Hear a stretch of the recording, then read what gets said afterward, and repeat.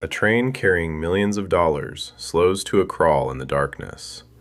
Masked men emerge from the trees. Within minutes, the mail car is blown open with explosives, guards are overpowered, and sacks of cash disappear into the night. It wasn't the first train robbery, but what happened afterward would change American law enforcement forever. For decades, criminals had exploited a simple weakness. Cross a state line, and local sheriffs often lost their authority. Gangs learned to vanish across county and state borders, while investigators struggled to keep up. Then, one spectacular robbery pushed Washington to act. The hunt that followed would help transform a small investigative bureau into one of the most powerful federal law enforcement agencies in the world. This is the story of the train robbery that changed the FBI forever.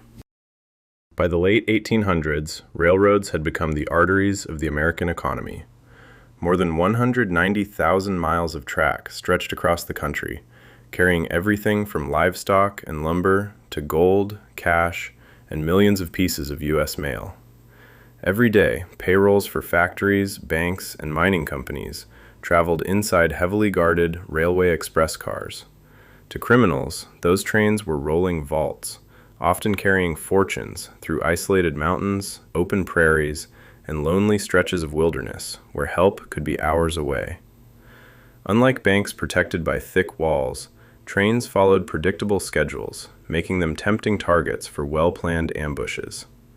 As the nation expanded westward, stories of daring outlaws robbing locomotives became front-page news, turning men like Jesse James and Butch Cassidy into legends.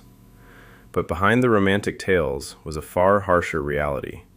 Train robberies endangered innocent passengers, railroad workers, and mail clerks, while stolen payrolls could cripple entire communities. Every successful robbery exposed a growing weakness in American law enforcement, one that criminals would exploit for decades. Before long, a single train robbery would force the nation to rethink how justice itself was delivered. By the turn of the 20th century, train robbery had evolved from desperate banditry into carefully planned criminal operations. Gangs studied timetables, mapped isolated sections of track, and recruited insiders who knew exactly which rail cars carried payrolls, gold shipments, or registered mail. Some used lanterns to signal engineers to stop, while others tore up tracks or placed obstacles across the rails. Once the locomotive halted, armed men would quickly separate the crew from the valuable express or mail cars. Explosives were often used to blast open steel safes, sending shockwaves echoing across the countryside. Although newspapers sometimes portrayed these outlaws as daring folk heroes, the truth was far less glamorous. Railroad employees were threatened at gunpoint, innocent passengers lived through terrifying ordeals, and explosions frequently injured or killed those caught nearby. As rail companies hired private detectives and armed guards, the robbers adapted, becoming more organized and increasingly violent. Each successful heist exposed another weakness in America's fragmented system of law enforcement. Local sheriffs could chase criminals only so far, and once a gang crossed a state line, the pursuit often slowed to a crawl.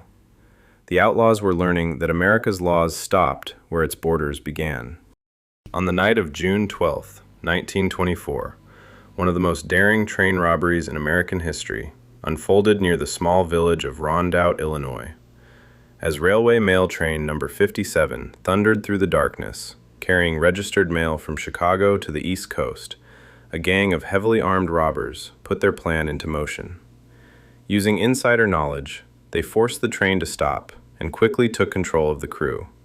The target was not the passengers, but the heavily secured mail car, packed with registered mail containing cash, securities, jewelry, and other valuables. With powerful explosives, the gang blasted open the steel safe, sending debris flying through the rail car before stuffing sacks with an estimated $3 million in loot, a staggering fortune worth tens of millions today. Within minutes, the robbers disappeared into the night, leaving behind a shaken crew and one of the largest mail thefts the nation had ever seen. Because the stolen property belonged to the United States Mail, the crime immediately became a federal matter. Public outrage was swift, and the pressure on Washington mounted. Americans wanted more than arrests. They wanted a law enforcement system capable of stopping criminals who no longer respected state lines. The investigation into the Rondout robbery quickly revealed a problem that had been growing for years. America's law enforcement system was built for a slower era, when most criminals stayed close to home. Local sheriffs had authority only within their own counties, and state police could rarely pursue suspects beyond state borders without relying on cooperation from neighboring agencies. Professional gangs understood these limitations better than anyone. They stole fast cars, crossed multiple jurisdictions in a single night, changed names, and disappeared before investigators could coordinate their efforts. Evidence was often scattered across several states. Fingerprints were stored in different offices, and communication depended on telegrams, telephone calls, and the mail. By the time information reached the next jurisdiction, the trail had often gone cold. Criminals were becoming national organizations, while law enforcement remained largely local. The Rondout robbery exposed that imbalance in dramatic fashion. Solving crimes of this scale required centralized records, trained investigators, and the ability to follow evidence wherever it led. The age of the lone sheriff chasing outlaws was fading, and Washington was beginning to realize that fighting modern crime demanded a modern federal response. The outrage following the Rondout train robbery fueled a growing belief that local law enforcement alone could no longer handle America's most dangerous criminals. Under the leadership of J. Edgar Hoover, the Bureau of Investigation began transforming into a more disciplined and professional agency. Agents were held to higher standards, fingerprint records were centralized, and investigative techniques became more scientific. Information that had once been scattered across countless local offices could now be shared nationwide. As organized gangs expanded their reach, Congress slowly granted federal investigators greater authority to pursue crimes involving interstate commerce and the U.S. mail. The Bureau itself did not solve every train robbery, but cases like Rondout exposed the need for stronger federal coordination. Within the next decade, violent criminals such as John Dillinger, Babyface Nelson, and Machine Gun Kelly would push those reforms even further. America was entering an era where criminals could cross state lines in hours, and the federal government was determined to make sure justice could follow just as quickly. The reforms inspired by cases like the Rondout robbery were soon put to the ultimate test.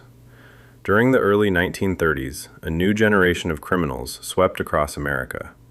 John Dillinger, Bonnie and Clyde, Babyface Nelson, Pretty Boy Floyd, and Machine Gun Kelly robbed banks, murdered police officers, and escaped across state lines with alarming ease. Public confidence in local law enforcement began to erode as newspapers chronicled one violent crime after another. In response, Congress expanded federal authority, giving Bureau agents greater power to investigate interstate crimes, carry firearms, and make arrests.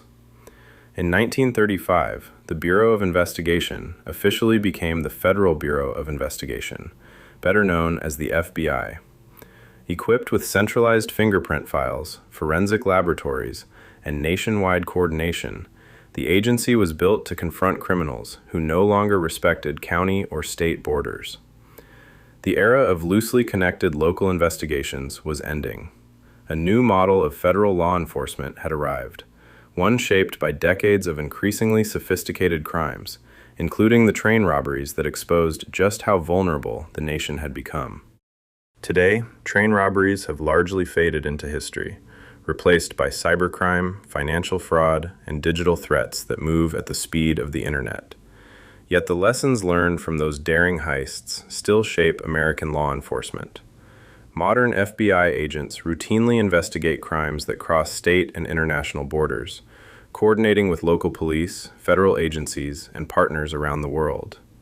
Fingerprint databases have evolved into sophisticated DNA analysis, digital forensics, and real-time intelligence networks. But the principle remains the same. Criminals should not escape justice simply by crossing a jurisdictional line. The Rondout train robbery did not create the FBI overnight, but it became one of the defining events that exposed the need for stronger federal coordination. Combined with the crime wave of the 1930s, it helped transform a small investigative bureau into one of the world's most recognizable law enforcement agencies. What began with masked robbers stopping a mail train in the darkness ultimately helped reshape how America fights crime, proving that one robbery can change far more than the fortunes it steals. History often remembers the outlaws, the masked men, the daring escapes, and the fortunes stolen beneath clouds of steam have become legends woven into American folklore. Yet the greatest legacy of the Rondout train robbery was not the money that vanished into the night. It was the realization that crime had outgrown the laws designed to stop it. As trains connected the nation, criminals learned to move faster than local justice could follow. That challenge forced the federal government to adapt, laying the groundwork for a new era of nationwide investigations.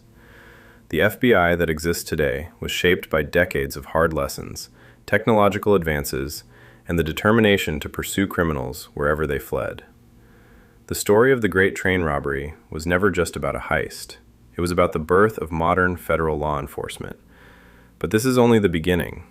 In our next episode of The Dusty Ledger, we'll follow that story beyond the railroad tracks, exploring how the FBI evolved from those early investigations into the powerful agency it is today, and how its methods, technology, and mission continue to shape America in the 21st century.